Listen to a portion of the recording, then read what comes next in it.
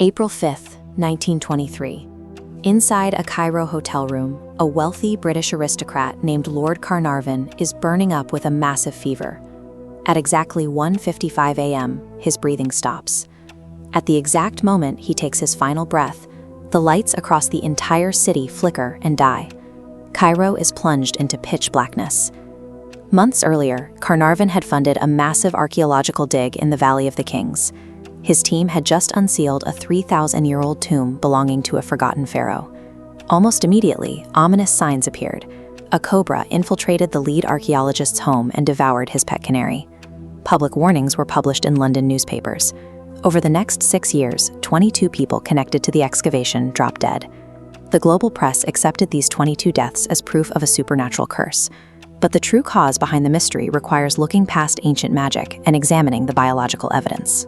Newspapers widely reported that a clay tablet at the tomb's entrance warned, "Death shall come on swift wings to whoever disturbs the peace of the pharaoh."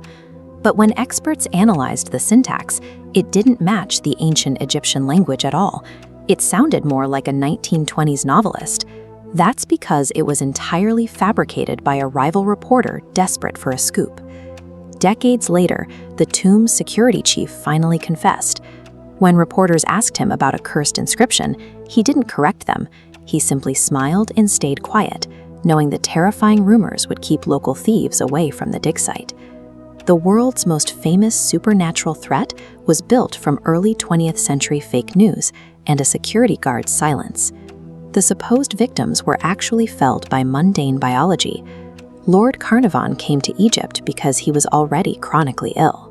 He accidentally sliced a mosquito bite while shaving, and in a world before penicillin, that simple infection was a death sentence. Other workers did face a genuine threat, Aspergillus niger. This is a microscopic fungus that survives in ancient tombs for millennia. Inhaling these spores causes severe respiratory inflammation. It is dangerous, but entirely treatable with basic antibiotics. This chart compares the average age of death for the 22 alleged victims against the standard life expectancy of the 1920s. The cursed individuals lived to an average age of 73, slightly longer than the typical lifespan of their era. The most glaring flaw in the curse theory is the man in this photo, Howard Carter. He was the primary target. He physically broke the seal and personally unwrapped the mummy. Yet he lived for another 16 years, eventually dying of cancer at age 64. Even the eerie coincidences fall apart under basic scrutiny.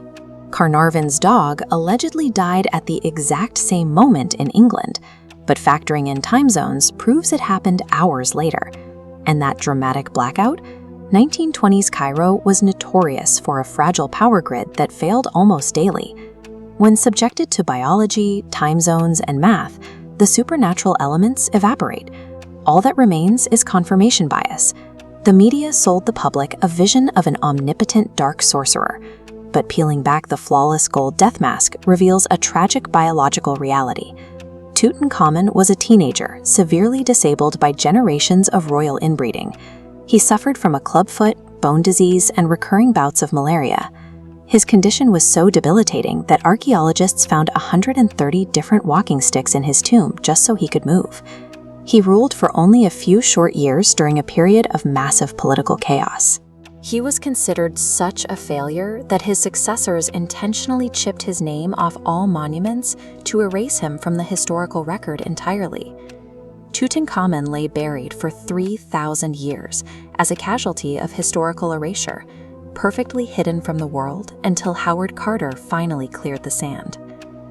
Ancient Egyptian theology rests on a single belief.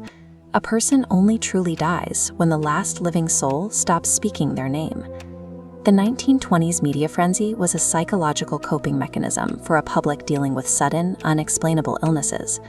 But by plastering fake warnings on the front page of every major newspaper, they blasted this forgotten king's name across the globe. His ancient enemies successfully erased him. Yet greedy 20th century journalists, desperate to sell papers, accidentally resurrected him. The mummy's curse was entirely fabricated, but in a strange twist of fate, it achieved the most miraculous outcome possible. It granted an insignificant, disabled boy king the exact eternal life he was originally denied.